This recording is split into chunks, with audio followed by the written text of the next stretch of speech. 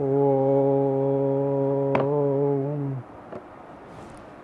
സദാശിവസമാരംഭാം ശങ്കരാചാര്യമധ്യമാം അസ്മദാചാര്യപര്യന്താം വന്ദേ ഗുരുപരമ്പരാം. ഗുരുർബ്രഹ്മാ ഗുരുർവിഷ്ണു ഗുരുർദേവോ മഹേശ്വരഃ ഗുരുർസാക്ഷാത് പരബ്രഹ്മ തസ്മൈ ശ്രീ ഗുരവേ.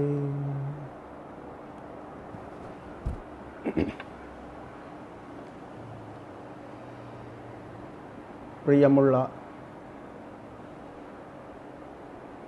അവധൂത് ഗുരുമഹാശയനും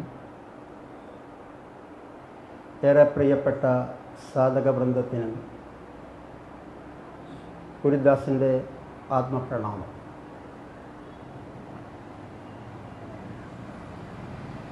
നാം നമ്മുടെ യാത്ര തുടരുകയാണ്. ഒരു സാധകന്, വിശിഷ്യ ഒരു ധ്യാന സാധകന് ലഭിക്കുന്ന പാഥേയങ്ങളാണ് ശൂർദാസ് ജിയെ പോലെ, കബീർദാസ് ജിയെ പോലെ, ഭക്ത മീരാജിയെ പോലെ, ഭഗവാന്റെ സർവസ്വമായ രാധികേശ്വരിയെ പോലെ ഉള്ള മഹാത്മാക്കളുടെ കവിതകളും ജീവചരിത്രവും. തീർച്ചയായും ഒരു നിശ്ചയം പോലെ നമ്മളിന്നും മീരാഭായിയുടെ ഒരു ഭജനയിലൂടെ കടന്നു പോവുകയാണ്. കേവലം 4 വരികൾ. ആ 4 വരികളിലൂടെ തൻ്റെ ധ്യാനാത്മകമായ അവസ്ഥയെ ഓരോ സാധകനിലും എത്തിക്കുന്ന, അവാച്യമായ അനുഭൂതി നൽകുന്ന ഒരു കവിതയാണ്, ഒരു ദോഹയാണ്, അല്ലെങ്കിൽ ഒരു ജീവകാവ്യമാണ് ഇന്ന് നമ്മൾ പറയുവാൻ ശ്രമിക്കുന്നത്. ഗോവിന്ദ് കബ് മില പിയ മേര. ഗുരുജി പറയുന്നത് പോലെ രാധയുടെ പ്രണയം, രാധയുടെ ഭക്തി, മീരയുടെ സാധന, മീരയുടെ കവിത, ഇതെല്ലാം ഓരോരോ മാർഗങ്ങളാണ്. ഈ മാർഗങ്ങളിലൂടെ നമ്മൾ കടന്നു പോകുമ്പോൾ, ആ പാദകമലങ്ങളുടെ ദർശനം കിട്ടിയ ഈ മഹാത്മാക്കളുടെ വരികളിലൂടെ നമ്മൾ കടന്നു പോകുമ്പോൾ, അവരെ കൂടുതൽ കൂടുതൽ അറിയുമ്പോൾ നാം അവരുമായി താദാത്മ്യം പ്രാപിച്ചുകൊണ്ടേയിരിക്കും, നാം അറിയാതെ. ഭക്തിയും പ്രണയവും ഭഗവാന്റെ കണ്ണുകളാണ് എന്ന് പറയും. അതിൽ ശ്രേഷ്ഠമേത് എന്ന് ചോദിച്ചാൽ, ഏതെങ്കിലും ഒരു കണ്ണ് നഷ്ടപ്പെട്ടാൽ എന്തവസ്ഥയാകുമെന്ന് ചോദിച്ചാൽ അടുത്ത കണ്ണിന് സമ്മർദ്ദം കൂടും എന്ന് പറയും. എന്നാൽ 2 കണ്ണുകളുമുണ്ടെങ്കിൽ ആ 2 കണ്ണുകളുടെയും കാഴ്ച കൃത്യമായി ലഭിക്കുമ്പോൾ വീക്ഷണം വ്യക്തമാകും. അതേപോലെ ഈ ബ്രഹ്മാണ്ടത്തെ തൻ്റെ വ്യക്തമായ വീക്ഷണത്തിലൂടെ അനുനിമിഷം നയിച്ചുകൊണ്ടിരിക്കുകയാണ് ഭഗവാൻ. അങ്ങനെയുള്ള ആ സത്വം, ആ സ്വം, അതിനെ കൂടുതൽ കൂടുതൽ അടുത്തറിഞ്ഞ് അടുത്തടുത്ത് ചെല്ലുന്ന ഈ യാത്രയിൽ കേവലം 4 വരികളിലൂടെ ഒരു സാധകന് ദിവ്യമായ ആ സാന്നിധ്യം തിരിച്ചറിയാൻ കഴിയും എന്നാണ് ഗുരുദാസ് വിശ്വസിക്കുന്നത്. गोविंद कब मिला पिया मेरा പ്രിയ ഗോവിന്ദ, എൻ്റെ പ്രിയ, അങ്ങയെ ഞാൻ എന്ന് കണ്ടുമുട്ടും. ചോദിക്കുന്നത് ഭഗവാനോടാണ്, ചോദിക്കുന്നത് മീരയാണ്. സുഹൃത്തുക്കളെ കാണുമ്പോഴാ നിന്നെ എന്ന് ഞാനിനി കാണും എന്ന് ചോദിക്കുന്നതിൻ്റെ കാരണം നമ്മളും സുഹൃത്തുക്കളും തമ്മിലുള്ള താദാത്മ്യമാണ്. നമ്മളുടെ ഗുരുവിനെ കണ്ടാൽ നമ്മൾ അങ്ങനെയല്ല ചോദിക്കാറ്.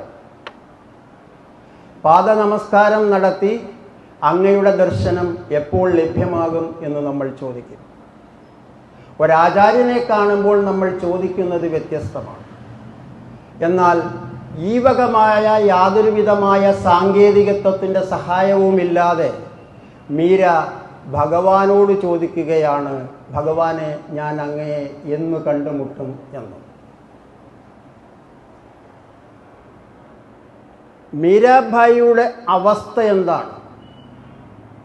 നമ്മൾ എല്ലാവരും പലപ്പോഴായി ഗുരുജിയോട് നമ്മുടെ അനുഭവങ്ങളെക്കുറിച്ച് അല്ലെങ്കിൽ സാധനയിൽ നിന്നുപോകാൻ പെടുന്ന പെടാപ്പാടുകളെക്കുറിച്ചൊക്കെ ഒരുപാട് പരാതിപ്പെടാറുണ്ട്.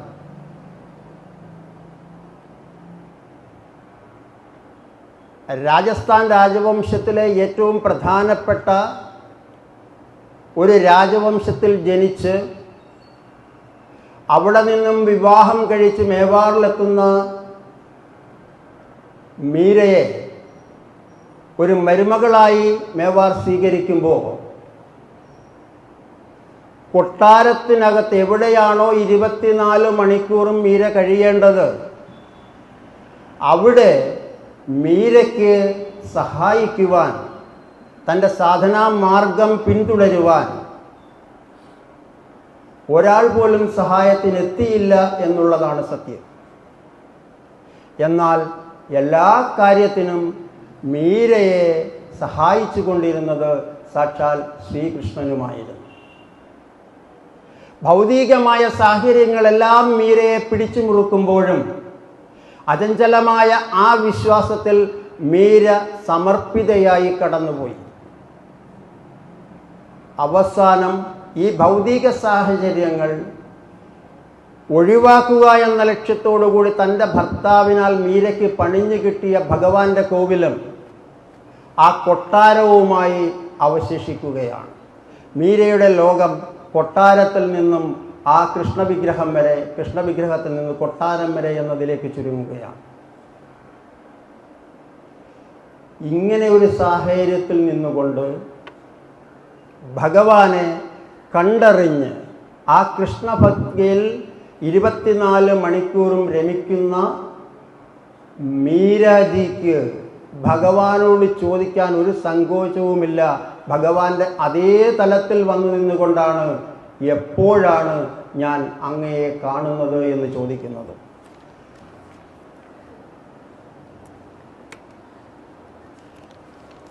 ഒരു പക്ഷേ ഈ കവിത ആ ക്ഷേത്രത്തിൽ വന്നു പോകുന്ന അനേകം വൈഷ്ണവ സന്യാസിമാരിൽ ഒരാളുടെ കയ്യിൽ കൊടുത്തുവിട്ടതാകാം മീര വൃന്ദാവനത്തിലിരിക്കുന്ന ഭഗവാനെ കാണാൻ.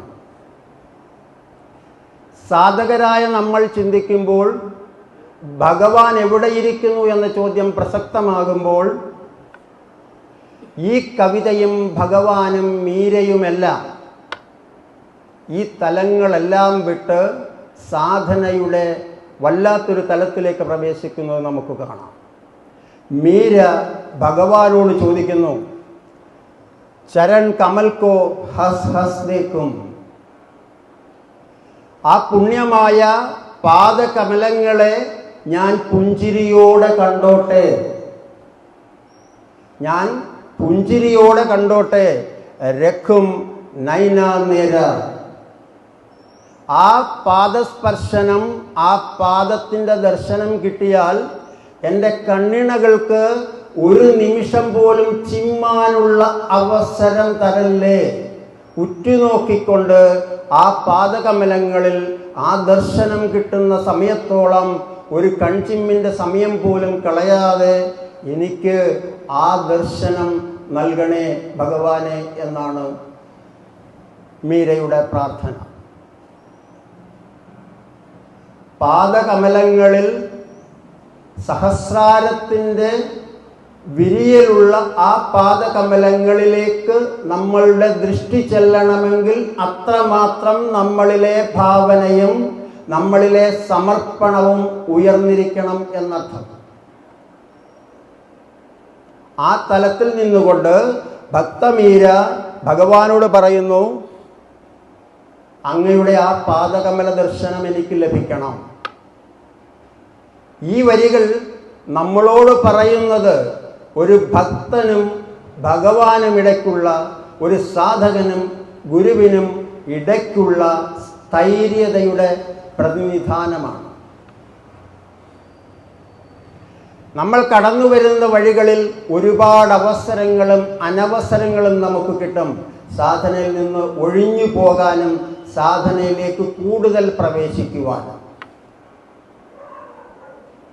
അതിനെയെല്ലാം സന്തോഷമായ ഭൗതിക സാഹചര്യങ്ങളായാലും സന്താപത്തിൻ്റെതായ സാഹചര്യങ്ങളായാലും ഇതിൻ്റെ ഒന്നിൻ്റെയും കർത്തൃത്വം എനിക്കല്ല, മറിച്ച് ഇതൊക്കെ ഭഗവത് ഇച്ഛയാണ് എന്നറിഞ്ഞുകൊണ്ടാണ് ഒരു സാധകൻ കടന്നു പോകുന്നതെങ്കിൽ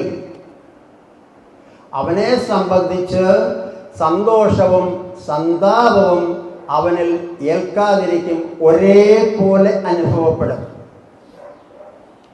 അതൊരു സ്ഥൈര്യതയുടെ ലക്ഷണമാണെങ്കിൽ ആ സ്ഥിരത്വം തുടർന്നു പോകുന്നതോടുകൂടിയാണ് അവനിൽ സാക്ഷിത്വം എന്ന അവസ്ഥയിലേക്ക് അവൻ എത്തപ്പെടുന്നത്. അങ്ങനെ എത്തപ്പെട്ടാൽ നിർഖണ കോ മോഹി ചാവ് ഖണോരെ കബ് ദേഖും മുഖത്തേര. അങ്ങനെ എനിക്ക് ഈ ദർശനം കിട്ടിയാൽ അവിടുത്തെ നിർവിഘ്നം നോക്കിയിരിക്കുവാൻ എനിക്ക് നിർഘണക്കോ മോഹിച്ചാവ്, എൻ്റെ ആഗ്രഹങ്ങളെല്ലാം മോഹിതമാണ്, ചഞ്ചലത്വമുള്ളതാണ്. ആ ചഞ്ചലത്വത്തെ അടക്കി,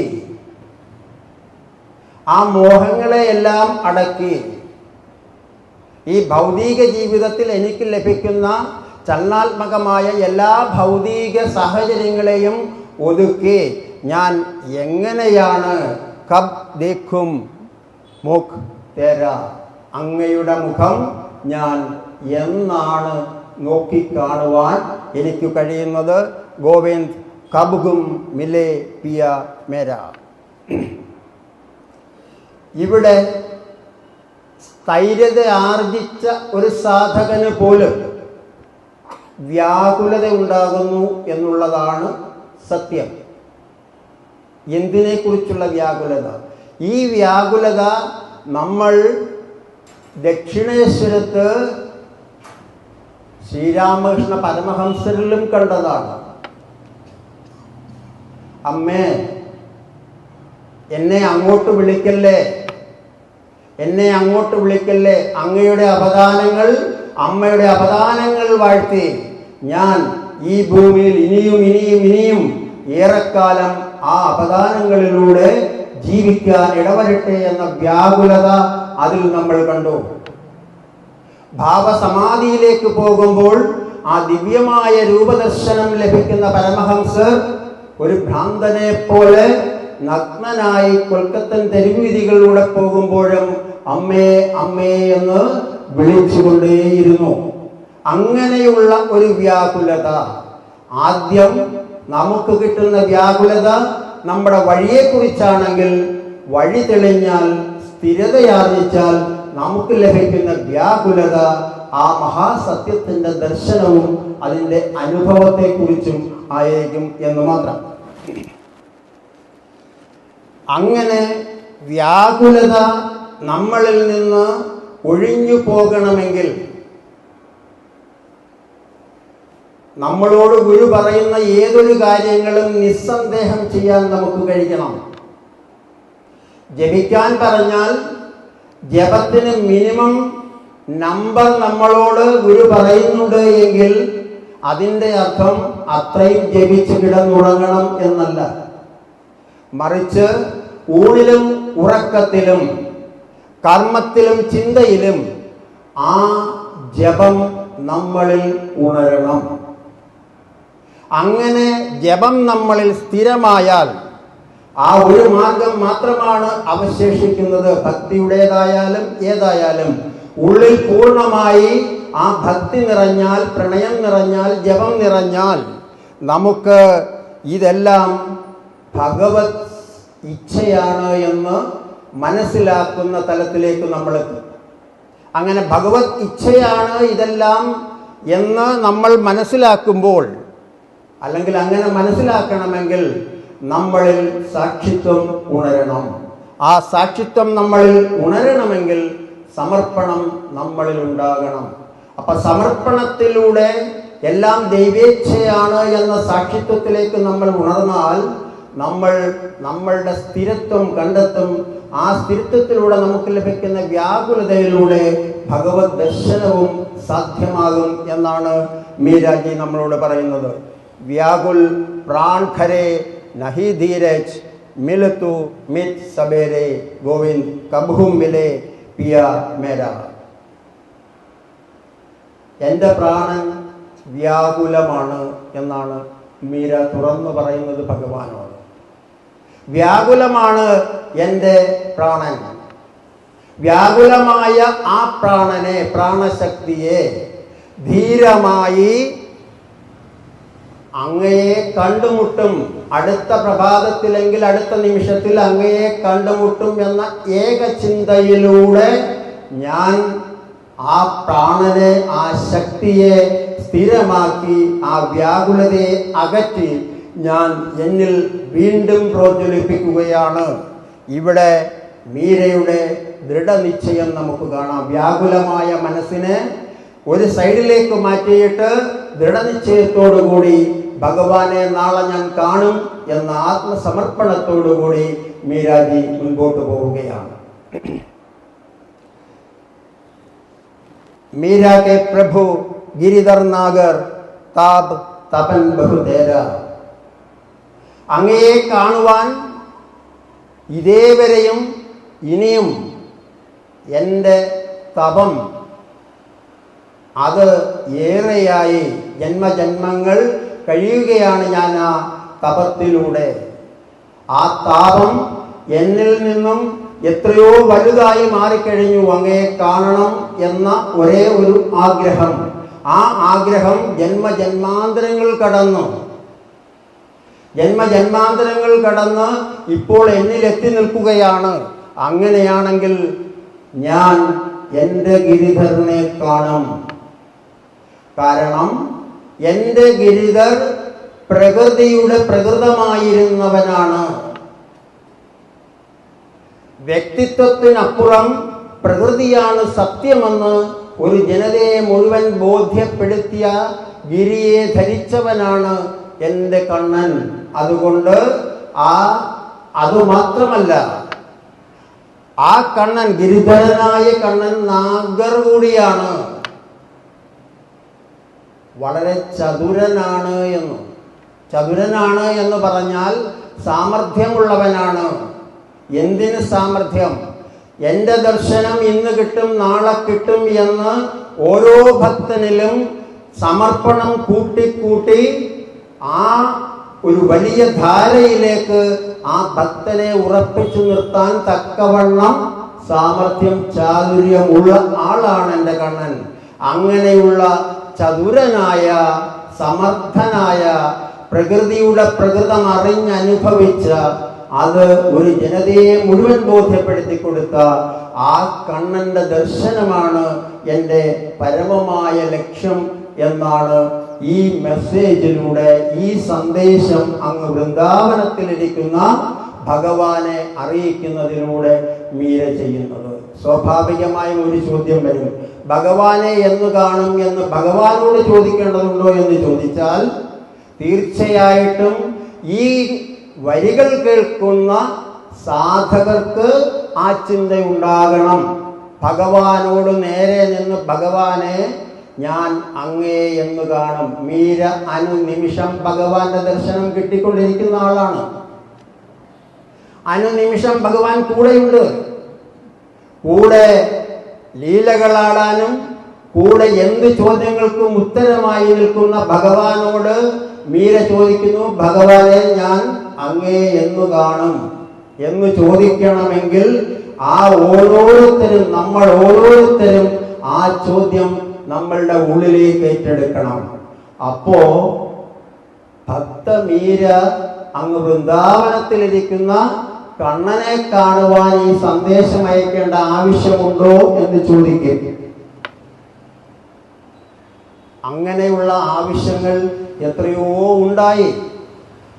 ഭാരത യുദ്ധത്തിൽ യുദ്ധം ഒഴിവാക്കാൻ വേണ്ടി ദ്യൂതുമായി പോയില്ലേ ഭഗവാൻ? കണ്ടതല്ലേ? ഒരു ഭഗവാൻ എന്നതിലുപരി ഒരു സാധാ മനുഷ്യനായി നിന്നിട്ട് സൂചി കുത്തുവാൻ ഒരു ഇഞ്ച് സ്ഥലം ചോദിച്ച് പരാജയപ്പെട്ടപ്പോൾ വിശ്വരൂപം കാണിച്ച് ഇതാണ് ഞാനെന്ന് ബോധ്യപ്പെടുത്തി സംഭവിക്കേണ്ടത് സംഭവിക്കുമെന്ന് ആ സദസ്സിനെ ബോധ്യപ്പെടുത്തി ഈ ലോക ജനതയെ ബോധ്യപ്പെടുത്തി തിരിച്ചിറങ്ങിയ ദൂതമായി വന്ന ആളാണ് ഭഗവാൻ. അതേപോലെ ഇവിടെ ഒരു വൈഷ്ണവ സന്യാസിയെയാണ് ഭക്തമീര വൃന്ദാവനത്തിലേക്ക് അയച്ചതെങ്കിൽ കാലങ്ങൾക്ക് മുമ്പ് ഇതേപോലെ ഒരു സന്യാസി, ഒരു ഭക്തൻ ദൂതുമായി നേരെ ഗോലോകത്തേക്ക് പോയി. ഗോലോകം എന്ന് പറഞ്ഞാൽ നമുക്കറിയാം, വൃന്ദാവനം ഭാരതത്തിലുണ്ട്, ഗോലോകം ഭാരതത്തിലുണ്ട്, യമുന ഭാരതത്തിലുണ്ട്. ഇതെല്ലാം വന്നത് എവിടെന്ന് ചോദിച്ചാൽ നേർസാക്ഷിയായ ശക്തിയുടെ മൂർത്തിമൽ ഭാവമായ, പ്രണയത്തിൻ്റെ മൂർത്തിമൽ ഭാവമായ ഭഗവാൻ ശ്രീകൃഷ്ണനും രാധികേശ്വരിയും വാണരുളുന്ന വൃന്ദാവനം, ഗോലോകേശ വൃന്ദാവനമുണ്ട്. പ്രണയം അനുനിമിഷമുണരുന്നവരിൽ അവർക്ക് മാത്രം പ്രവേശനം അനുവദിക്കുന്ന ഗോലോകത്ത് യുഗയുഗാന്തരങ്ങളായി ഭഗവാനും ദേവിയും വാഴുന്നു എന്നാണ് സങ്കല്പം. അവിടേക്ക് പ്രജാപതിയായ സാക്ഷാൽ ബ്രഹ്മാവ് ശ്രീധാമൻ എന്ന ഭക്തനെ അയക്കുന്നു, ഒരു സന്ദേശവുമായി ഭഗവാൻ. ആലോചിക്കേണ്ടത്, അയക്കുന്നത് സൃഷ്ടിയുടെ പിതാവായ ബ്രഹ്മാവെങ്കിൽ സംരക്ഷകനായ ഭഗവാന്റെ അടുത്തേക്കാണ് പോകേണ്ടത്. ഈ ഭൂമിയിലല്ല സന്ദേശം എത്തിക്കേണ്ടത്. അത്രമാത്രം യോഗ്യനായ ഭക്തനായിരുന്നു ശ്രീധാമൻ എന്ന് നമ്മൾ മനസ്സിലാക്കണം. ലോകത്തെവിടെ ഒരു കർമ്മം നടന്നിട്ടുണ്ടെങ്കിലും ആ കർമ്മത്തിനെല്ലാം ആധാരമായ അഗ്നി പകരുന്ന ശ്രീ നാരദരോടൊപ്പമാണ് ശ്രീധാമൻ ഈ ഗോലോകത്തേക്ക് എത്തുന്നത്. പരമഭക്തനായ ശ്രീധാമന് ഒരേ ഒരു കുഴപ്പമേ ഉണ്ടായിരുന്നു. കൃഷ്ണ കൃഷ്ണ എന്നല്ലാതെ ആ നാവിൽ വേറെ ഒന്നും വരില്ല. വേറെ ഒരു ദൈവവും ഈ ലോകത്തില്ല, വേറെ ഒരു മനുഷ്യരുമില്ല. ഈ ലോകത്തിന് മുഴുവൻ ആധാരം ഭഗവാൻ മാത്രമാണ് എന്ന് തിരിച്ചറിഞ്ഞ് അനുനിമിഷം കൃഷ്ണ കൃഷ്ണ എന്ന് ജപിക്കുന്ന ആളാണ്. ഗോലോകത്തിൻ്റെ കവാടത്തിൽ ചെന്നപ്പോ ശ്രീനാരദർ പറഞ്ഞു, ദാ ഗോലോകം മുൻപിലുണ്ട്, അങ്ങ് വിളിക്കൂ, ഭഗവാനെ വിളിക്കൂ. അപ്പൊ ശ്രീരാമൻ നോക്കിയപ്പോ ഒരു ഗോലോകവും കാണാനില്ല. അവിടെയൊക്കെ നമ്മൾ പറയുന്ന ഈ ആകാശത്തിന്റെ വിവിധ രൂപങ്ങളല്ലാതെ അവിടെയെങ്കിലും ഒന്നും കാണാനില്ല. ഭക്തശിരോമണിയായ ശ്രീരാമൻ ദേവർഷിയോട് ചോദിച്ചു, അങ്ങ് എന്താണ് ഈ പറയുന്നത്? ഞാൻ ഇവിടെയും ഒന്നും കാണുന്നില്ല. അപ്പൊ പറഞ്ഞു, വിളിച്ചോളൂ, ഭഗവാനെ വിളിച്ചോളൂ. അപ്പൊ കൃഷ്ണ കൃഷ്ണ എന്ന് വിളിക്കുകയാണ്, എന്നിട്ടും കാണുന്നില്ല. അതെന്തേ ഞാൻ വിളിച്ചിട്ടും വരാത്തത് എന്ന് ചോദിച്ചു. പറഞ്ഞു, അങ്ങ് ഒരു കാര്യം മറന്നുപോയി. അതെന്താപ്പോ? അനുനിമിഷം കൃഷ്ണനിൽ ജീവിക്കുന്ന ഞാൻ എന്ത് മറക്കാനാണ് എന്ന് ചോദിച്ചു. പറഞ്ഞു, കൃഷ്ണൻ ധാരയാണെങ്കിൽ ആ ധാരയെ വഹിച്ചു കൊണ്ടുപോകുന്ന പ്രവാഹമാണ് രാധ. നീ രാധയുടെ പേര് ജപിച്ചോ. അതുകൊണ്ട് ശ്രീ രാധയുടെ പേര് കൂടി ചേർത്ത് വേണം, അതും ഭഗവാന്റെ പേരിന് മുമ്പിൽ ചേർത്ത് ജപിക്കണം. രാധാകൃഷ്ണ രാധാകൃഷ്ണ രാധാകൃഷ്ണ എന്ന് വിളിച്ചോളെന്ന് പറഞ്ഞു. ശ്രീരാമൻ ചെറിയ ആളല്ല. ഭക്തിയിലൂടെ ഭഗവാനുമായി താദാത്മ്യം പ്രാപിച്ച മഹാഭക്തനാണ് ശ്രീരാമൻ. ആ സമയത്തും ഉള്ളിൽ ഉണർന്നു എന്നുള്ളതാണ്. അഹംഭാവം ഉണർന്നു. അദ്ദേഹം പറഞ്ഞ ആ ഒരു പരിപാടിക്ക് ഞാനില്ല. എൻ്റെ ഭഗവാന്റെ പേരിന് മുമ്പിൽ മറ്റൊരു പേരോ നടക്കത്തില്ല. എൻ്റെ ഭഗവാന്റെ പേര് ഞാൻ വിളിക്കൂ, കൃഷ്ണ കൃഷ്ണ എന്ന് വിളിച്ചു ക്ഷീണിച്ചു ശ്രീരാമൻ. നാരദർക്ക് കാര്യം മനസ്സിലായി. നാരദൻ പറഞ്ഞ് ഇത്രയും ക്ഷീണിക്കേണ്ട കാര്യമില്ല, ഞാൻ വിളിക്കാം. രാധേ രാധേ കൃഷ്ണ കൃഷ്ണ എന്ന് ശ്രീനാരദൻ വിളിച്ച നിമിഷം ഗോലോകം അവരുടെ മുന്നിൽ പ്രത്യക്ഷമായി. ഗോലോകത്തിനകത്ത് പ്രവേശിച്ചവർ കണ്ട കാഴ്ചയും വ്യത്യസ്തമായിരുന്നു. അവിടെ രാധയും ഭഗവാനുമായുള്ള ലീലകളാണ് അവർ കണ്ടത്. സത്യം പറഞ്ഞാൽ ഒട്ടും സഹിക്കാൻ പറ്റുന്നതായിരുന്നില്ല ശ്രീരാമനെ സംബന്ധിച്ച ആ കാഴ്ച. തൻ്റെ ഭഗവാൻ, തൻ്റെ നെഞ്ചകം വാഴുന്ന ഭഗവാൻ മറ്റൊരു ഭക്തയുമായി, മറ്റൊരു സ്ത്രീയുമായി ഇങ്ങനെ പ്രണയം പ്രണയമെന്ന് പറഞ്ഞ് രമിച്ചു നിൽക്കുന്നത് ഒട്ടും ഇഷ്ടപ്പെട്ടില്ല ശ്രീരാമന്.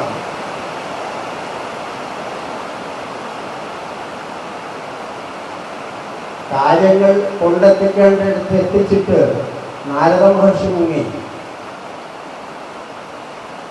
അങ്ങോട്ട് പോകാൻ ഒട്ടും താല്പര്യമില്ലാതെ അവിടെ കണ്ട ഒരു വലിയ ജലപ്രവാഹത്തിന്റെ മുനമ്പിലേക്ക് ശ്രീരാമൻ മാറി നിന്നു.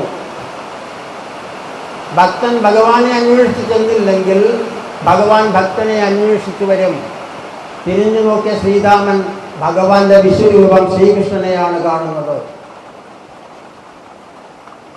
മറിഞ്ഞു വീണു പാദം പണിഞ്ഞു, ആ പൂഴിയെടുത്ത് ശിരസിലണിഞ്ഞു. ഭഗവാനെ, അങ്ങനെക്ക് ദർശനം നൽകിയല്ലോ, ഞാൻ എങ്ങനെയാണ് ഇതിനങ്ങയോട് നന്ദി പറയേണ്ടത് എന്ന് ശ്രീരാമൻ കേട്ടു. അപ്പോഴാണ് ശ്രീരാമൻ ഒരു കാര്യം ശ്രദ്ധിച്ചത്. സാധാരണ നമ്മുടെ ഇവിടേക്ക് ജലപ്രവാഹമുണ്ടെങ്കിൽ മുകളിൽ നിന്ന് താഴേക്കാണ് ഒഴുകുന്നത് കണ്ടിട്ടുള്ളത്. ഇവിടെ ഗോലോകത്ത് ഈ പ്രവാഹം, ജലപ്രവാഹം താഴെ നിന്ന് മുകളിലേക്ക് ഒഴുകിപ്പോകുന്ന കാഴ്ചയാണ് ശ്രീരാമൻ കണ്ടത്. ഒരിക്കലും വിശ്വസിക്കാൻ പറ്റാത്ത കാഴ്ച. ഭഗവാനോടുടനെ ചോദിച്ചു, എന്തു പറ്റി, ഇങ്ങനെയാണോ ഇവിടെയൊക്കെ തലതിരിഞ്ഞാണോ സംഭവിക്കുന്നത്, ഞങ്ങളുടെ നാട്ടിലൊക്കെ ഇങ്ങനെയാണല്ലോ എന്ന് പറഞ്ഞപ്പോൾ ഭഗവാൻ പറഞ്ഞു, നിങ്ങൾ കാണുന്നത് ധാരയാണ്, ഇവിടെ ഞാൻ കാണുന്നത് രാധയാണ്.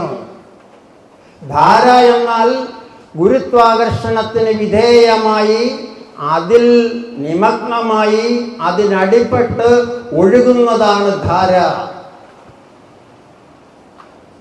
പല നദികൾ സമുദ്രത്തിൽ ചെന്നു ചേരുമെന്ന് പറയുന്നത് പോലെ നദികൾ തങ്ങളുടെ അസ്തിത്വം നഷ്ടപ്പെടുത്തി സാഗരത്തിൽ ലയിച്ച് സാഗരമാകുന്നത് മാത്രമേ നിങ്ങൾ കണ്ടിട്ടുള്ളൂ. ഇവിടെ അങ്ങനെയല്ല. ഭഗവാൻ പറഞ്ഞു, ഇവിടെ നോക്കൂ ധാമ, ഇവിടെ ഒഴുകുന്നത് മുകളിലേക്കാണ്.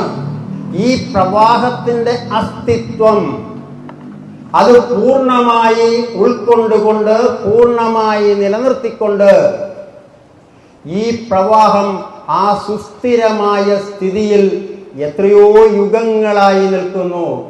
അതിനെയാണ് ഞാൻ രാധ എന്ന് വിളിക്കുന്നത്. അപ്പോൾ രാധ എന്നാൽ തൻ്റെ വ്യക്തിത്വത്തെ എങ്ങും ലയിപ്പിക്കാതെ, എന്നാൽ അതിൽ ലയിച്ചു ചേർന്ന് നിൽക്കുന്ന പ്രതിഭാസമാണ് രാധ. അതാണ് നീ കാണുന്നത് എന്നാണ് ശ്രീരാമനോട് ഭഗവാൻ പറഞ്ഞത്. പിന്നെ സംഭവിച്ചത് പറയേണ്ട കാര്യമില്ല. തൻ്റെ ഭഗവാന്റെ ഈ രീതി കണ്ടപ്പോൾ ശ്രീരാമൻ മാറി, ആള് മൊത്തത്തിൽ മാറി. ശ്രീരാമൻ പറഞ്ഞു, എനിക്ക് മനസ്സിലായി ശരിക്കുള്ള കാര്യം എനിക്ക് മനസ്സിലായി. ഭഗവാൻ പറയുന്ന ആ രാധ തൻ്റെ മായാവിലാസങ്ങൾ കൊണ്ട് അങ്ങയെ കൂടി അടിപ്പെടുത്തിയിരിക്കുന്നു എന്നാണ് ഞാൻ മനസ്സിലാക്കുന്നത്.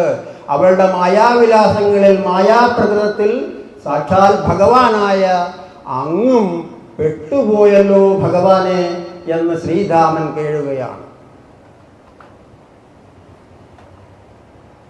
എന്നിട്ട് ഒരു പടി കൂടെ കടന്നു ശ്രീരാമൻ. അങ്ങൊരവസരം തന്നാൽ തീർച്ചയായും അങ്ങേ മായയിൽ അടിപ്പെട്ട് കിടക്കുകയാണ് എന്നുള്ളത് ഞാൻ തെളിയിച്ചു തരാം. ഭക്തിയുടെ അന്ധത അതിൻ്റെ പൂർണ്ണ രൂപത്തിൽ ശ്രീരാമനെ ബാധിച്ചു എന്നുള്ളതാണ്. മുൻപിൽ തേജസ്സാണ് നിൽക്കുന്നതെങ്കിലും തൻ്റെ ഭക്തിയാണ് മികച്ചത് എന്ന ചിന്തയിൽ ശ്രീരാമൻ ആ തേജസ്സിനെ കാണാതെ, ആ തേജസ്സിനെ അനുഭവിക്കാതെ ഭഗവാനോട് അപേക്ഷിക്കുകയാണ്, ഭഗവാനെ എനിക്കും ഒരവസരം തരണേ. അങ്ങ് രാധയുടെ മായയിൽ കുടുങ്ങിയിരിക്കുന്നു എന്ന് തെളിയിക്കുവാൻ ഒരവസരം തരണേ എന്ന് ഭക്തൻ പറഞ്ഞതല്ലേ, ഭക്തന്റെ അപേക്ഷയല്ലേ. ഭഗവാൻ നിരസിക്കില്ല. ഭഗവാൻ പറഞ്ഞു, എനിക്ക് അമൃതത്തിനുള്ള സമയമായി, നീ കൂടി വാ, ചിലപ്പോ ഒരു പക്ഷേ നിനക്കുള്ള അവസരം അവിടെ കിട്ടും. രാമന് സംശയമൊന്നും ഉണ്ടായിരുന്നില്ല. ശ്രീരാമൻ കൂടെ ചെന്നു. അങ്ങനെ ഗോലോകത്ത് സ്വർണപ്രഭയാർന്ന അദ്വൈതത്തിന്റെ സിംഹാസനത്തിൽ രാധാകൃഷ്ണന്മാർ വിരാജിക്കുകയാണ്. നേദ്യസമയം നിവേദ്യം സമർപ്പിക്കപ്പെടുന്നു. അവിടുത്തെ ഓരോ ചരാചരങ്ങളും തങ്ങളുടേതായ നിവേദ്യങ്ങൾ ഭഗവാന് കൈമാറുകയാണ്. അവർ കൈമാറുന്നത് നേരെ രാധാറാണിയുടെ കൈകളിലേക്ക്. രാധാറാണി അത് ഓരോന്നും ഭഗവാനെ കാണിച്ച് ഭഗവാന്റെ ദിവ്യസ്പർശം ആ പ്രസാദത്തിൽ, ആ നിവേദ്യത്തിൽ ഏൽപ്പിച്ചത് പ്രസാദമായി കൊടുത്തവർക്ക് തിരിച്ചു നൽകുന്ന കാഴ്ച. സത്യം പറഞ്ഞാൽ ശ്രീരാമൻ ഒട്ടും ധരിച്ചില്ല. ഭഗവാന് കൊടുക്കേണ്ട കാര്യം കൊണ്ടുചെന്ന് രാധയ്ക്ക് കൊടുക്കുന്ന ഈ ഏർപ്പാടിന് ഒട്ടും യോജിപ്പില്ല എങ്കിലും അദ്ദേഹം പിടിച്ചു നിന്നു. അവസാനം അദ്ദേഹത്തിൻ്റെ ഊഴമായി, ശ്രീരാമന്റെ ഊഴം. താൻ കരുതി വച്ചിരുന്ന നിവേദ്യം ശ്രീരാമൻ നേരെ രാധാകൃഷ്ണന്മാരുടെ അടുത്തേക്ക് കൊണ്ടുപോയി. രാധ പതിവ് പോലെ കൈനീട്ടി, സൂക്ഷ്മം പോലെ ശ്രീരാമൻ അത് രാധയിൽ നിന്നും അകത്തി ഭഗവാന് നേരെ അങ്ങോട്ട് കൊടുത്തു. ഒരു ചെറു പുഞ്ചിരിയോടെ ഭഗവാൻ ആ നേദ്യം വാങ്ങി നേരെ രാധയുടെ കയ്യിലോട്ട് കൊടുത്തു. രാധയ്ക്ക് സംശയമൊന്നും ഉണ്ടായിരുന്നില്ല. ആ നേദ്യത്തിൻ്റെ മൂടി മാറ്റി അല്പമെടുത്ത് ഭക്ഷിച്ചു. ബാക്കി കയ്യിൽ കിട്ടിയത് ഭഗവാന് നൽകി. ഇപ്പൊ എന്തായിരിക്കും ശ്രീരാമന്റെ അവസ്ഥ? ഒരു പ്രാവശ്യമല്ല, പല പ്രാവശ്യം രാധ ഇത് തന്നെ ആവർത്തിച്ചു. നിയന്ത്രിക്കാൻ ശ്രീരാമന് കഴിഞ്ഞില്ല. ശ്രീരാമൻ ഒച്ചയെടുത്തു, നിർത്ത്, ഈ മായാവിലാസം നിർത്തണം. എന്നിട്ട് രാധാദേവിയോട് ചോദ്യം, ഞാൻ തന്ന നിവേദ്യം ഉച്ഛിഷ്ടമാക്കി ഭഗവാന് നൽകിയിട്ട് ഇതിനെയാണോ പ്രസാദം എന്ന് വിളിക്കുന്നത്? ഞങ്ങൾ സാധാരണ ചെയ്യുന്നത്, ഞങ്ങൾ നിവേദ്യമൊരുക്കി ഭഗവാന് സമർപ്പിച്ച് ഭഗവാൻ അത് ഏറ്റെടുത്തതിന് ശേഷം തിരിച്ചു പ്രസാദമായി വാങ്ങാറാണ് ഞങ്ങളുടെ പതിവ്. നിങ്ങൾ ഈ ചെയ്യുന്നത് എന്താണ്? നിങ്ങൾ അത് ഉച്ഛിഷ്ടമാക്കി ഭഗവാന് കൊടുത്തിട്ട് നിങ്ങൾ തന്നെ പറയുന്നു ഇതാണ് പ്രണയം. ഇതാണോ പ്രണയം? ഇതാണോ ഭക്തി? ഈ പ്രണയം ഭക്തിയുടെ 7 അയലത്ത് പോലും എത്തില്ല. ഇത് ശരിയല്ല എന്ന് ശ്രീരാമൻ പറയുകയാണ്. സ്വാഭാവികമായും അങ്ങനെ പറഞ്ഞ സ്ഥിതിക്ക് അത് തെളിയിക്കേണ്ട ബാധ്യതയും ശ്രീരാമനിൽ എത്തിച്ചേരുകയാണ്. സംഭവിക്കുന്നത് എന്തെന്ന് ഭക്തിയുടെ പാരവശ്യത്തിലായിരുന്നു ശ്രീരാമൻ അറിയുന്നില്ല. ശ്രീരാമൻ പറഞ്ഞു, അങ്ങനെയാണെങ്കിൽ ഗോപികമാർ ചുറ്റു നിൽക്കുകയാണ്, നമുക്ക് നോക്കാം. ഞാൻ ഭഗവാന്റെ നാമം ഉച്ചരിക്കും, കൃഷ്ണ കൃഷ്ണ എന്ന് ഞാൻ വിളിക്കും. ഇവിടെ എന്ത് വ്യത്യാസമാണ് വരുന്നതെന്ന് നിങ്ങൾ കണ്ടറിയുക. ഒട്ടും അമാന്തിച്ചില്ല. എല്ലാവരോടും ശ്രീരാമൻ പറഞ്ഞു, വിളിക്കൂ കൃഷ്ണ കൃഷ്ണ. എല്ലാവരും ഒരേ ശ്വാസത്തിൽ ഭഗവാന്റെ അനുവാദത്തോടുകൂടി കൃഷ്ണ കൃഷ്ണ എന്ന് വിളിച്ചു. അത്ഭുതമാണ് അവിടെ സംഭവിച്ചത്. ഗോലോകം തേജോമയമായ ആ ഗോലോകം മുഴുവൻ സാധനയുടെ തിളക്കത്താൽ തിളങ്ങി തിളങ്ങി മറ്റെങ്ങും കാണാൻ കഴിയാത്ത ഊർജപ്രവാഹത്തിലേക്ക് ഗോലോകം മാറി. അവിടെ തെളിഞ്ഞു നിന്ന ദീപങ്ങൾ ജ്വലിക്കുവാൻ തുടങ്ങി. അവിടെ കളിമണ്ണുണ്ടാക്കി വെച്ചിരുന്ന വിളക്കുകൾ സ്വർണങ്ങളായി മാറി. അവിടെ ഉണ്ടായിരുന്ന പുൽച്ചെടികൾ അത് മുഴുവൻ ഒരു നിമിഷം കൊണ്ട് വളർന്ന് കായ്കനികൾ നൽകുവാൻ തുടങ്ങി. എന്നു വേണ്ട മുഴുവൻ തേജസ്സിന്റെ വല്ലാത്ത പ്രഭാവമായി ഗോലോകം മാറി. സന്തോഷമായി ശ്രീരാമൻ. കണ്ടില്ലേ, ഇതാണ് എൻ്റെ ഭഗവാന്റെ നാമം ഉച്ചരിച്ചാൽ വരുന്ന മാറ്റം. ഇനി നമുക്കൊരു കാര്യം കൂടി ചെയ്യണ്ടേ? നിവേദ്യത്തെ ഉച്ഛിഷ്ടമാക്കി അതിനെ പ്രണയമെന്ന് വിളിക്കുന്നത് കാപഠ്യമാണെന്ന് തെളിയിക്കുവാൻ കൂടി ഭക്തനായ ഞാൻ ബാധ്യസ്ഥനാണ്. അതുകൊണ്ട് എല്ലാവരും ആ ഇഴഞ്ഞു പോകുന്ന കീടത്തെ കണ്ടോ? പുഴു ഇഴഞ്ഞു പോവുകയാണ്. ഒരു പുഴു. അതിനെ നോക്കി അതിനെ കേന്ദ്രീകരിച്ച് വിളിക്കൂ രാധേ രാധേ. അപ്പോൾ എല്ലാവർക്കും സംശയമായി. എല്ലാവരുടെയും കണ്ണുകൾ നിറഞ്ഞു. എന്താണ് സംഭവിക്കാൻ പോകുന്നതെന്നറിയില്ല. എല്ലാവരും ഒരേപോലെ രാധികേശ്വരിയെ നോക്കി. രാധികേശ്വരി മൗനമായി അനുവാദം നൽകി, വിളിച്ചോളൂ. പിന്നെ അവർക്ക് സംശയം ഉണ്ടായിരുന്നില്ല. ശ്രീധാമനോടൊപ്പം അവര് ഒരേ സ്വരത്തിൽ വിളിച്ചു രാധേ രാധേ രാധേ. ഒരു നിമിഷം പോലും കഴിഞ്ഞിരുന്നില്ല. ഇഴഞ്ഞുകൊണ്ടിരുന്ന പുഴു ഭസ്മമായി പറക്കുന്ന കാഴ്ച അവർ കണ്ടു. സന്തോഷമായി ശ്രീധാമൻ. കണ്ടില്ലേ, ഞാൻ ഭഗവാനെ വിളിച്ചപ്പോൾ, നിങ്ങളെല്ലാവരും കൃഷ്ണ കൃഷ്ണ എന്ന് വിളിച്ചപ്പോൾ തേജോമയമായി മാറി ഗോലോകം, ജീവസുറ്റതായി മാറി. ഇപ്പോഴോ ഒരു പ്രാണിയുടെ ജീവനൊടുക്കി രാധേ രാധേ എന്ന നാമം. വിശ്വാസമായോ? പ്രണയം എന്ന് പറയുന്നത് ഉച്ഛിഷ്ടമല്ല എന്ന് വിശ്വാസമായോ? ഇല്ല അല്ലേ? ഇല്ലെങ്കിൽ നോക്കൂ, ശ്രീരാമൻ നോക്കുമ്പോൾ അതിൽ കൂടി ഒരു ചിത്രശലഭം അങ്ങനെ പറന്നുല്ലസിച്ചു പോവുകയാണ്. സംശയം തീർന്നിട്ടില്ലെങ്കിൽ എൻ്റെ കൂടെ അതിനെ നോക്കി വീണ്ടും വിളിച്ചോളൂ രാധേ രാധേ. അവർക്ക് ഭയമായി ഉള്ളിൽ. കാരണം രാധയുടെ പ്രണയം എന്താണെന്ന് അനുദിനം അനുഭവിച്ചറിയുന്ന മഹായോഗിമാരായ സന്യാസിമാരാണ് ഗോപികമാരായി മാറി നിൽക്കുന്നത്. അവർക്ക് സംഭവിക്കാൻ പോകുന്ന കർമ്മത്തിൻ്റെ കാഠിന്യം അവർക്ക് മനസ്സിലാക്കാൻ അധികം സമയം വേണ്ടി വന്നില്ല. പക്ഷേ ഭഗവാൻ പുഞ്ചിരിയോടുകൂടി അവർക്ക് അനുവാദം നൽകി. അവരെല്ലാം ആ ചിത്രശലഭത്തെ നോക്കി ഒരേ സ്വരത്തിൽ ഭക്തിയോടെ വിളിച്ചു രാധേ രാധേ രാധേ. ഒരു വ്യത്യാസവും ഉണ്ടായില്ല. പറന്നുല്ലസിച്ചു കൊണ്ടിരുന്ന ആ ചിത്രശലഭത്തിൻ്റെ ചിറകുകളെല്ലാം കരിഞ്ഞു. അത് ദഹിച്ചു ഭസ്മമായി മാറി.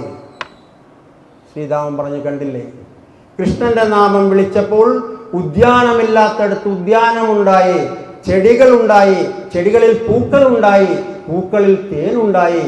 ആ ജീവനെ ഏറ്റെടുത്തുകൊണ്ട് ആർത്തുല്ലസിച്ച് തൻ്റെ ജീവിതം വലിയ വലിയ മേഖലകളിലേക്ക് പറത്തിക്കൊണ്ടിരുന്ന പാവം പിടിച്ച ചിത്രശലഭത്തോട് നമ്മൾ രാധേ രാധേ എന്ന് ജപിച്ചപ്പോൾ അതിൻ്റെ അവസ്ഥ എന്തായി?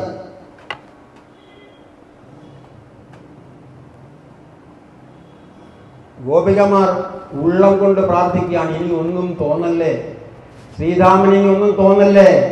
പക്ഷേ എവിടെയാണോ കർമ്മം സാക്ഷാത്കരിക്കപ്പെടേണ്ടത് അത് ആ രീതിയിൽ തന്നെ സാക്ഷാത്കരിക്കപ്പെടും. ഉടനെ അവിടെ ഒരു ചെറിയ ബാലിക പ്രത്യക്ഷപ്പെട്ടു.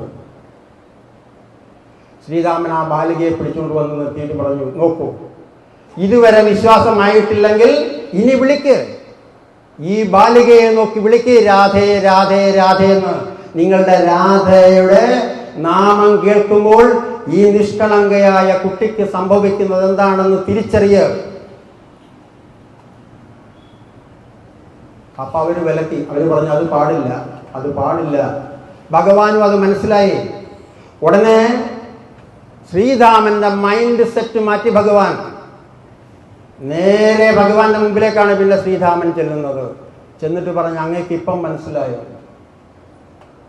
ഭക്തിയാണ് ഏറ്റവും ശ്രേഷ്ഠമെന്ന് അങ്ങേക്ക് മനസ്സിലായി കാണും. അങ്ങയുടെ തീരുമാനം എന്ന് പറഞ്ഞേ, ഭക്തിയാണോ ആ പ്രണയമാണോ വലുതെന്ന്. അപ്പൊ ഈ ബാലിക വന്നിട്ട് ശ്രീധാമനോട് പറഞ്ഞു, എന്നെ നോക്കി രാധേ രാധേ എന്നൊന്ന് വിളിക്കണം. അപ്പൊ അത്ഭുതമായി ശ്രീധാമന്. പറഞ്ഞു, അല്ല, അങ്ങൊന്ന് വിളിക്കണം. ഞാൻ പറഞ്ഞു, ജീവിതം നാശമാക്കാൻ ഇറങ്ങിത്തിരിച്ചിരിക്കുന്ന വിവരമില്ലാത്ത കുട്ടിയാണ് നീ. ഭഗവാനെ, അങ്ങ് തീരുമാനം പറയൂ. നമ്മൾ ഈ കണ്ടത് ശരിയല്ലേ? ജീവൻ കൊടുക്കുന്നതാണോ ശരിയായ മാർഗം? ജീവൻ എടുക്കുന്നതാണോ ശരിയായ മാർഗം? ജീവൻ കൊടുക്കുന്ന കൃഷ്ണ ഭക്തിയാണോ?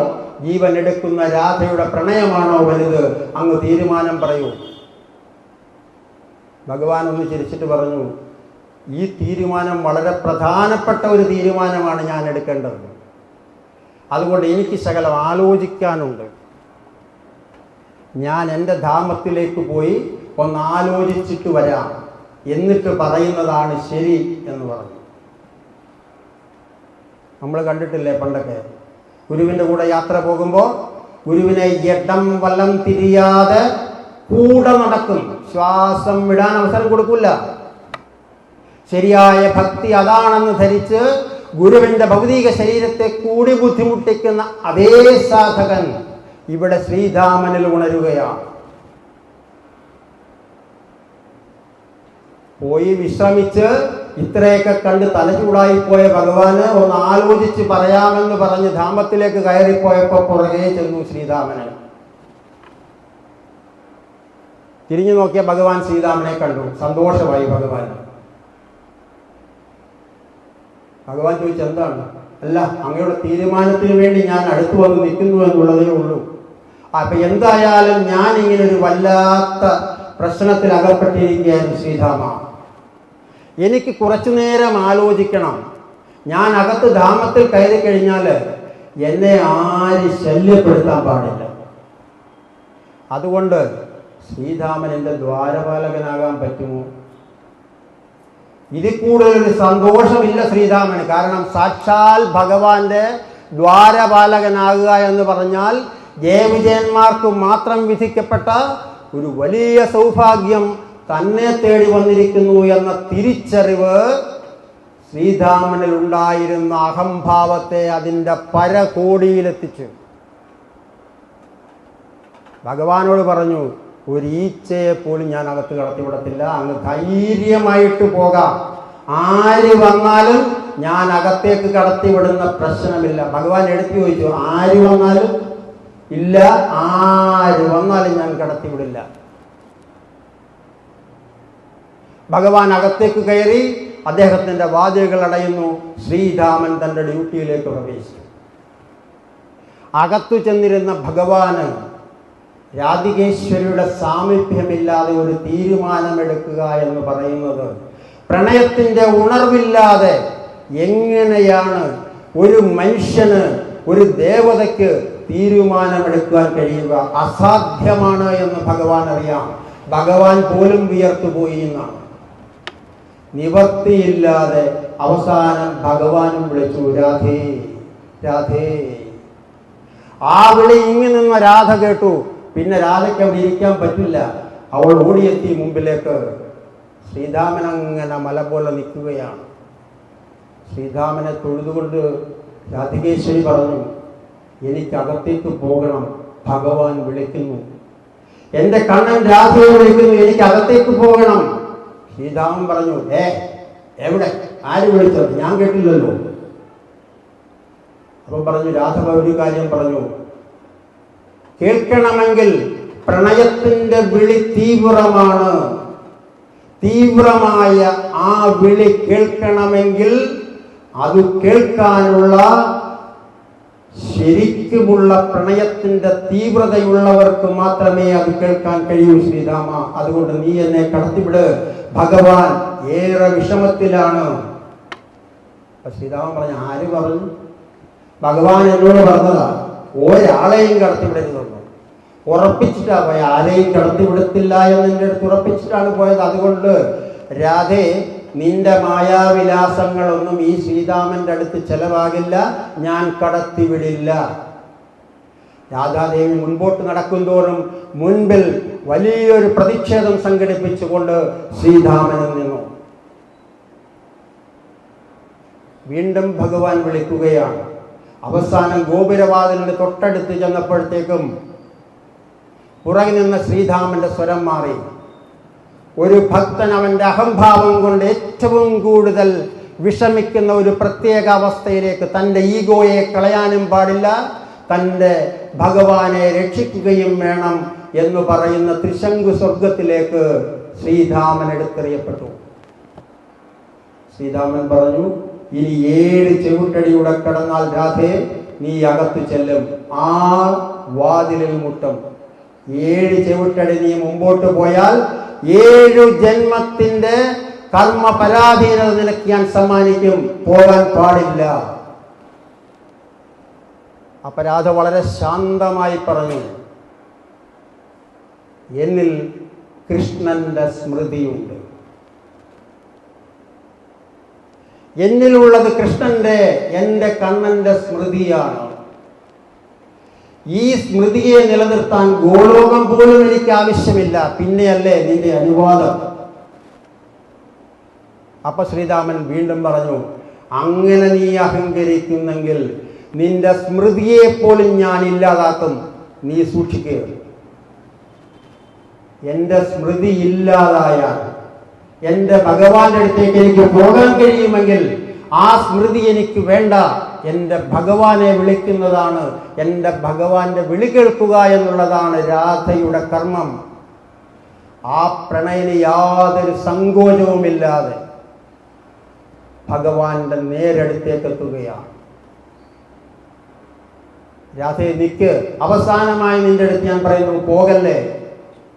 എവിടെ കേൾക്കാൻ? പ്രണയം ഉള്ളിൽ നിറഞ്ഞ ദേവിക്ക് പ്രണയിതാവായ ഭഗവാന്റെ വിളി കേട്ടില്ലെങ്കിൽ പിന്നെ എന്താണ് സംഭവിക്കുക ഈ ലോകത്ത്? ഒട്ടും സംശയിക്കാരാധ മുൻപോട്ട് നീങ്ങി.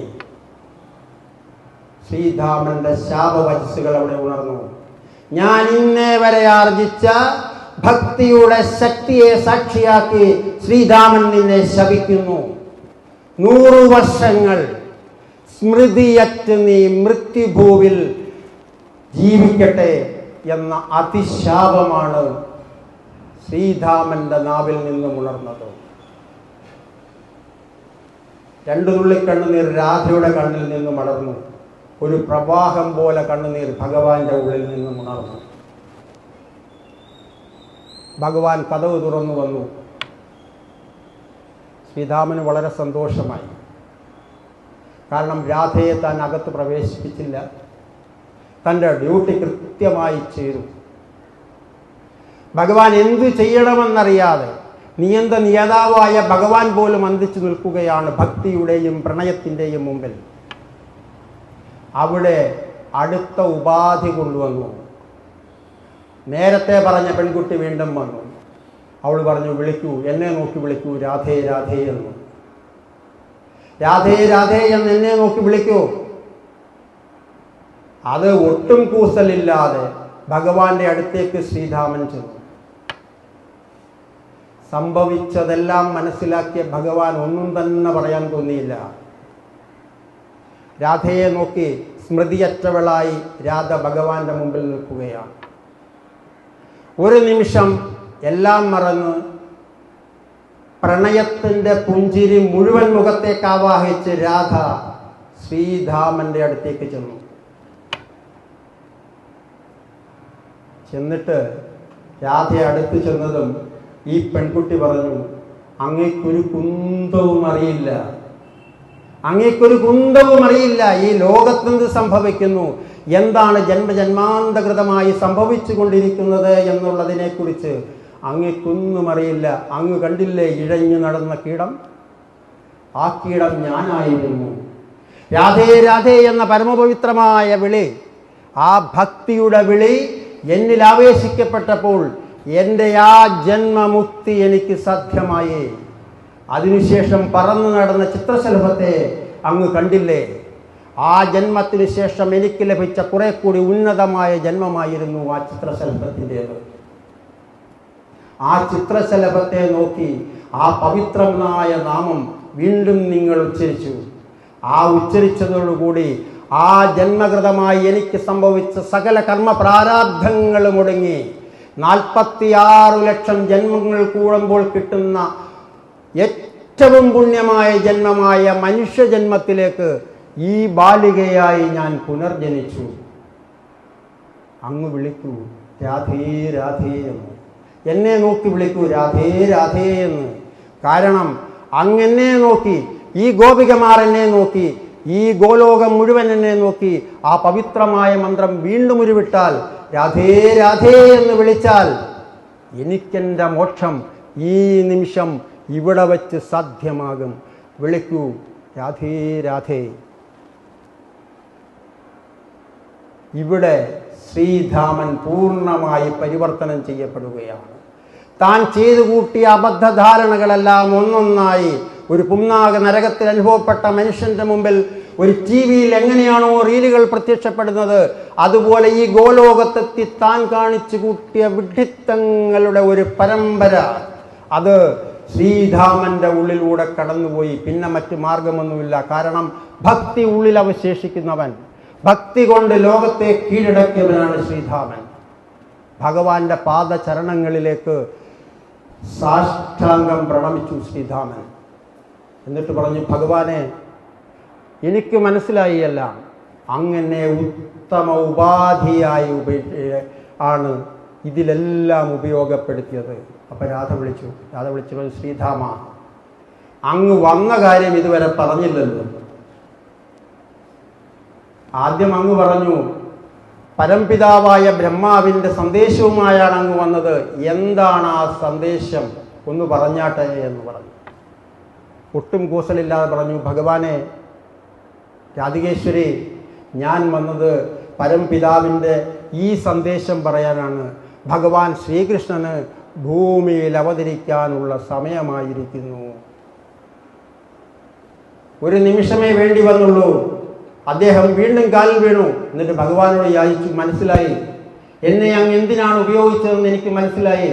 ആ വലിയ ഉപാധിയായിട്ടാണ് ഞാൻ ഉപയോഗിക്കപ്പെട്ടതെങ്കിലും തെറ്റ് ചെയ്തു പോയി. ഭഗവാനെ ക്ഷമിക്കണം. എന്താണ് ഞാൻ ചെയ്യേണ്ടത്? ഭഗവാൻ ഇത്രമാത്രം പറഞ്ഞു, ശ്രീധാമ, നീ ഒരു തെറ്റും ചെയ്തിട്ടില്ല. പക്ഷെ തെറ്റാണ് എന്ന് നിനക്ക് തോന്നിയപ്പോൾ അത് നീ സ്വയം തിരുത്തി. അതാണ് ഏറ്റവും വലിയ കർമ്മം ഒരു ഭക്തന്റെ. ഒരു കാര്യം മാത്രം നീ ഓർത്തിരിക്കണം,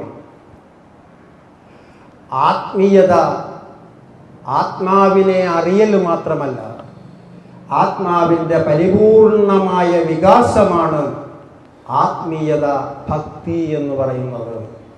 ആ പൂർണ്ണമായ വികാസം നിന്നിലേക്ക് സംഭവിക്കാതിരുന്നത് കൊണ്ടാണ് നീ ഇങ്ങനെ പറഞ്ഞത് എന്ന് ശ്രീധാമനോട് പറഞ്ഞു. രാധികേശ്വരിക്കും ഒട്ടും സംശയമുണ്ടായിരുന്നില്ല. തൃക്കാൽക്കൽ വീണ ധാമനെ പിടിച്ചുയർത്തിക്കൊണ്ട് പറഞ്ഞു, നീ ചെയ്തത് മാത്രം, ചെയ്യേണ്ടത് മാത്രമാണ് നീ ചെയ്തത്. ഒരിക്കലും ഭക്തിയിൽ ചിന്തകളില്ല. ചിന്തകളിൽ മാത്രമാണ് യുക്തി ഉണ്ടാകുന്നത്, അല്ലെങ്കിൽ ബുദ്ധി ഉണ്ടാകുന്നത്. ഇവിടെ ശരിക്കും എന്താണോ കർമ്മമായി വന്നത് അത് മാത്രമാണ് നീ ചെയ്തത്. അതുകൊണ്ട് നീ ഒന്നുകൊണ്ടും വിഷമിക്കേണ്ടതില്ല എന്ന് പറഞ്ഞ് ശ്രീധാമനെ അനുഗ്രഹിച്ച് യാത്രയാക്കി. ഞാൻ അങ്ങ് ഭൂലോകത്ത് വരുമ്പോൾ നിനക്കും അവിടെ ഒരു റോൾ ഉണ്ടാകും എന്ന് സമാധാനിപ്പിച്ച് ശ്രീധാമനെ പറഞ്ഞു വിട്ടു. പറഞ്ഞു വിടുന്നതിന് മുമ്പ് ഒരു കാര്യം കൂടി ശ്രീധാമൻ ചെയ്തു. ആ കുട്ടിയെ നോക്കി രാധേ രാധേ എന്ന് ഉള്ളിൽ നിന്ന് വിളിച്ചു. ആ മഹാമന്ത്രത്തിന്റെ ഉച്ചാരണത്തിലൂടെ ശ്രേഷ്ഠമായ മനുഷ്യജന്മം ലഭിച്ച ഒരു വ്യക്തിക്ക് വീണ്ടും മോക്ഷം നൽകുന്ന അപൂർവമായ കാഴ്ച കൂടി ഗോലോകം സാക്ഷ്യപ്പെടുത്തി.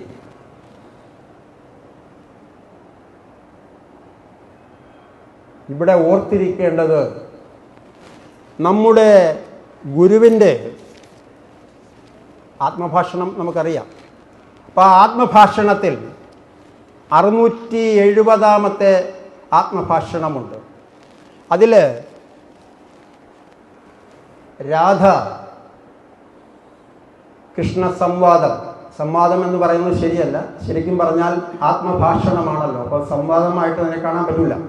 എങ്കിലും അതിനെക്കുറിച്ച് ഒരല്പം കൂടി പറഞ്ഞ് നമുക്ക് നിർത്താം.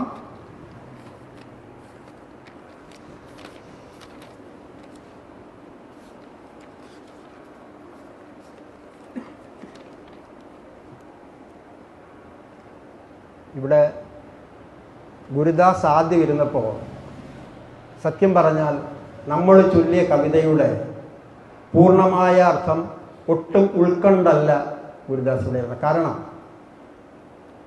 ശരിക്കും അത് കൃത്യമായ ഹിന്ദി ഭാഷയല്ല. ഉത്തരേന്ത്യൻ ഗ്രാമങ്ങളിൽ, പ്രത്യേകിച്ചും ഉത്തർപ്രദേശിലെ ഗ്രാമങ്ങളിൽ ഉച്ചരിക്കുന്ന ഭാഷയാണ് ശരിക്കും ഈ കവിത. ഇതിൻ്റെ ഭാഷ എങ്ങനെ മനസ്സിലാക്കും? ഇവിടെ വന്ന് നമ്മുടെ ധ്യാന സെൻറ്ററിൽ വന്ന് ഏറെ സമയം എന്നെ അലട്ടിയ ഒരു വിഷയമാണ്. അപ്പോൾ ഗുരുവിനോട് ഞാൻ സംസാരിച്ചാൽ പറഞ്ഞു, അയച്ചിട്ട് സമയം കിട്ടുകയാണെങ്കിൽ ഒരു ആത്മഭാഷണം കൂടി ഇതിൻ്റെ കൂടെ ഉൾപ്പെടുത്തിയാൽ മതി എന്ന് പറഞ്ഞു. അപ്പോൾ എന്നെ നമുക്ക് മറുചോദ്യമില്ല, ബാലുജിയെ വിളിക്കുന്നു. ബാലുജി ആത്മഭാഷണത്തിൻ്റെ ബുക്കൊന്ന് തരാമോ? ബുക്ക് മേടിക്കുന്നു. ഭാഗവതം പതുക്കുന്നത് പോലെ ഗുരുവിനെ സാഷ്ടാംഗം പ്രണമിച്ചുകൊണ്ട് ഇത് തുറന്നു. 670 ആത്മഭാഷണം നമ്മുടെ മുമ്പിൽ. ആ ആത്മഭാഷണത്തിൽ രാധ ഭഗവാനോട് ചോദിക്കുന്നു, കണ്ണ, ഈ ഭാഷയുടെ പ്രാധാന്യം എന്താ? അപ്പൊ കണ്ണൻ പറഞ്ഞു, രാധ, ഇതുവരെ അറിയില്ലേ? ആശയവിനിമയം ചെയ്യാനല്ലേ ഭാഷ? അത് ഞാൻ മറന്നു. രാധ പറഞ്ഞു, അത് ഞാൻ മറന്നു. അപ്പം ഞാൻ വേറൊരു സംശയം ചോദിക്കട്ടെ കണ്ണ? പറഞ്ഞോളൂ. ഈ പ്രകൃതിയൊക്കെ നമ്മളുമായിട്ട് സംവദിക്കുന്നത് ഏത് ഭാഷ പഠിച്ചിട്ട്? ഈ പ്രകൃതിയുടെ ഭാഷ ഏതാണ് കണ്ണ? ഭഗവാൻ പെട്ടു. ശരിയല്ലേ? പ്രകൃതി ഉപയോഗിക്കുന്ന ഭാഷ, പ്രകൃതിയുടെ പ്രകൃതത്തിലുണ്ടാകുന്ന ഭാഷ, ചരാചരങ്ങളിൽ ഉണ്ടാകുന്ന ഭാഷ, ഇതെല്ലാം പഠിച്ചിട്ടാണോ നമ്മൾ ശരിക്കും അവരുമായി സംവദിക്കുന്നത്? ഒരു നിമിഷം ഭഗവാൻ ഒന്ന് ആലോചിച്ചിട്ട് പറഞ്ഞു, രാധേ, അത് ഹൃദയത്തിൻ്റെ ഭാഷയാണ്. പ്രകൃതിയുടെ ഭാഷ ഹൃദയത്തിൻ്റെ ഭാഷയാണ്. ഹൃദയത്തിൻ്റെ ഭാഷയാണ് പ്രകൃതിയുടെ ഭാഷ. അതുകൊണ്ട് സാധാരണ ഭാഷകൾക്ക് ഉൾക്കൊള്ളാൻ കഴിയാത്ത പലതിനെയും ഉൾക്കൊള്ളുവാൻ ഹൃദയത്തിൻ്റെ ഭാഷയ്ക്ക് കഴിയും. ഹൃദയത്തിൻ്റെ ഭാഷയ്ക്ക് അങ്ങനെ കഴിയും എന്നുണ്ടെങ്കിൽ ഗുരുദാസന് ഒരു കവിത എങ്ങനെയെങ്കിലും ഗുരുസാന്നിധ്യത്തിൽ പറഞ്ഞ് ഒപ്പിക്കാൻ പറ്റും. അപ്പൊ അങ്ങനെ ആ ഹൃദയം എന്താണ്? ഹൃദയ ഭാഷയുടെ പ്രത്യേകത ലോകത്തിലുള്ള സകല ഭാഷകളിലും നിറഞ്ഞു നിൽക്കുന്ന ഏക ഭാഷയാണ് ഹൃദയത്തിൻ്റെ ഭാഷ. എന്തുകൊണ്ടാണ് അങ്ങനെ നിറഞ്ഞു നിൽക്കുന്നതെന്ന് ചോദിച്ചാൽ, എല്ലാ ഭാഷകൾക്കും വ്യാഖ്യാനങ്ങളുണ്ട്. ഞാൻ എന്ന് മലയാളത്തിൽ പറഞ്ഞാൽ അതിനൊരു വ്യാഖ്യാനമുണ്ട്. ഐ എന്ന് ഇംഗ്ലീഷിൽ പറഞ്ഞാൽ അതിനൊരു വ്യാഖ്യാനമുണ്ട്. മേം എന്ന് ഹിന്ദിയിൽ പറഞ്ഞാൽ അതിനൊരു വ്യാഖ്യാനമുണ്ട്. ഐയും മേയും ഞാനും എല്ലാം കൂടെ ചേരുന്ന ഒരേ ഒരു വ്യാഖ്യാനമേ ഹൃദയത്തിൻ്റെ ഭാഷയ്ക്കുള്ളൂ. അപ്പോൾ ഹൃദയത്തിൻ്റെ ഭാഷയ്ക്ക് വ്യാഖ്യാനങ്ങളില്ല. പിന്നെന്താണ്? പിന്നെ ഉപയോഗിക്കുന്നത് എന്താണ്? ഇഴുകിച്ചേരൽ മാത്രമാണ് ഹൃദയത്തിൻ്റെ ഭാഷ. ഹൃദയത്തിൻ്റെ ഭാഷ ഇഴുകിച്ചേരലാണ്. അതുകൊണ്ട് രാധ വീണ്ടും വിളിച്ചു, കണ്ണ കണ്ണ. ഇവിടെ ഗോലോകത്ത് എല്ലാം മംഗളമായി പര്യവസാനിക്കുകയാണ്. പക്ഷേ പ്രിയ രാധയ്ക്ക് കണ്ണനെ വേർപിരിയണം. സമയം സമാഗതമാവുകയാണ്. കാലത്തിൻ്റെ മുമ്പിൽ, കർമ്മത്തിന് മുമ്പിൽ ഭഗവാനും ശിരസ്സ് നമിക്കുകയാണ്. എങ്ങനെയാണ് വിട്ടുകളയേണ്ടതെന്ന് ഭഗവാൻ അറിയില്ല, എങ്ങനെയാണ് പോകേണ്ടത് എന്ന് രാധയ്ക്കും അറിയില്ല. ഭഗവാൻ രാധയുടെ കാർകൂന്തലിൽ ഒരെഴയെടുത്ത് നേരെ മുമ്പിലേക്കിട്ടു. അങ്ങനെ വളഞ്ഞു പുളഞ്ഞു കിടക്കുന്ന ആ കാർകൂന്തൽ ആട്ടിക്കൊണ്ട് രാധാദേവി ചോദിച്ചു, എന്തിനാ കണ്ണ ഇങ്ങനെയൊക്കെ ചെയ്യുന്നത്? പറയും, ഞാനല്ലേ നിന്നെ എന്നും ഒരുക്കുന്നത്, ഇന്നും ഒരുക്കുകയാണ്. ഈ ഇത് മാത്രം ഞാനിങ്ങനെ എടുത്തിട്ടേക്കുന്നതിന് കാരണം, അങ്ങ് ഭൂമിയിൽ നമ്മൾ ചെല്ലുമ്പോഴേ നീ രാധയായിട്ട് അവിടെയും കാണുമെന്ന് എനിക്കറിയാം. നിനക്ക് സ്മൃതി സംഭവിച്ചതാണ്. അതേ സ്മൃതി ഒരു പക്ഷേ എന്നിലും സംഭവിച്ചാൽ നീ അവിടെ പ്രണയവും പാടിപ്പാടി ഇങ്ങനെ നടക്കുമ്പോൾ നിന്നെ തിരിച്ചറിയണമെങ്കിൽ ഈ കാർകൂന്തലിൻ്റെ ഒരിഴയെങ്കിലും വേണ്ടേ സാക്ഷാൽ കൃഷ്ണനായ എനിക്ക് എന്ന് പറഞ്ഞ് രാധാദേവിയോട് തൻ്റെ പ്രണയം പങ്കുവെച്ചുകൊണ്ട് ആ മുഹൂർത്തം സമാഗതമാവുകയാണ്. എങ്ങനെ പിരിയണം എന്നവർക്കറിയില്ല. അവസാനം നേരത്തെ കണ്ട ആ പ്രവാഹത്തിൻ്റെ കിന്നരിയിലേക്ക് രണ്ടുപേരുമെത്തി. ഭക്തിയുടെ പ്രണയത്തിൻ്റെ പ്രവാഹം രാധയായി മുകളിലേക്ക് ഒഴുകുകയാണ്. അവിടെ അനിവാര്യമായത് സംഭവിച്ചേ പറ്റൂ എന്നുള്ളത് കൊണ്ട് രാധ തൻ്റെ തൃക്കൈകൾ ആ പ്രവാഹത്തിലേക്ക് നീട്ടിക്കൊടുത്തു. സർവാനുസരണയോടും കൂടി ആ പ്രവാഹം രാധയുടെ കൈകളിലേക്ക് നിന്നു. അവൾ ഒരു ധാരയായി കൃഷ്ണന്റെ ധാരയായി ഭഗവാന് മുൻപേ വൃന്ദാവനത്തിലേക്ക്, നമ്മുടെ ഈ പവിത്ര ഭൂമിയിലേക്ക് രാധികേശ്വരി ഒഴുകി. തൻ്റെ ഊഴവും കാത്ത് ഭഗവാൻ ഗോലോകത്ത് അങ്ങനെ നിർനിമേഷനായി നിന്നു. അതുകൊണ്ട് നമുക്കൊരുമിച്ച് വിളിക്കാം, രാധേ രാധേ രാധേ രാധേ. ഉറക്ക വിളിക്കണം, രാധേ രാധേ. പ്രിയമുള്ളവരെ, ഓരോ ഭക്തിക്കും ഓരോ വ്യാഖ്യാനങ്ങളുണ്ട്, ഓരോ എഴുത്തിനും ഓരോ വ്യാഖ്യാനങ്ങളുണ്ട്. വ്യാഖ്യാനങ്ങൾ വരുന്നത് വ്യാഖ്യാനം ചെയ്യപ്പെടുന്നവൻ്റെ തലമനുസരിച്ചാണ്. ഭക്തമീരയുടെ മുമ്പിൽ, ആ സർവസ്വത്തിനു മുമ്പിൽ ഗുരുദാസ് വീണ്ടും പ്രണമിതനാകുകയാണ്. 4 വരികൾ 40 വരികൾക്കും 400 വരികൾക്കും അപ്പുറത്തേക്ക് കടന്നു പോകുമ്പോൾ ദാസന് നമിക്കാനല്ലാതെ മറ്റൊന്നും അറിയില്ല എന്നുകൂടി ഓർമ്മപ്പെടുത്തുന്നു. ഒരിക്കൽ കൂടി ഗുരുവിൻ്റെ പാതാരവിന്ദങ്ങളിൽ വീണ്ടും വീണ്ടും പ്രണമിക്കുന്നു. എല്ലാവർക്കും ഒരിക്കൽ കൂടി നമ്മുടെ യാത്രയിൽ സുഖമായി പോകട്ടെ എന്നല്ല, സുഖാസുഖങ്ങൾ അറിഞ്ഞ് അതിൻ്റെ വാല്യൂ അറിഞ്ഞ് നമുക്ക് മുൻപോട്ട് പോകാൻ നമ്മുടെ ശ്രീ ഗുരു മഹാശയൻ നമ്മളെ അനുവദിക്കട്ടെ. കായേന വാച മനസ്സേന്ദ്രിയർവ ബുദ്ധ്യാത്മനാഭ പ്രകൃതേ സ്വഭാവം കരോമിയത്തിൽ സകലം പരസ്മൈ നാരായണായേതി സമർപ്പയാമി. ശ്രീ നാരായണായേതി സമർപ്പയാമി. ശ്രീ അവധൂത് ഗുരു മഹാശയായേതി സമർപ്പയാമി. ശ്രീ ഗുരുഭ്യോ നമഃ. ഹരി ഓം ഹരി ഓം.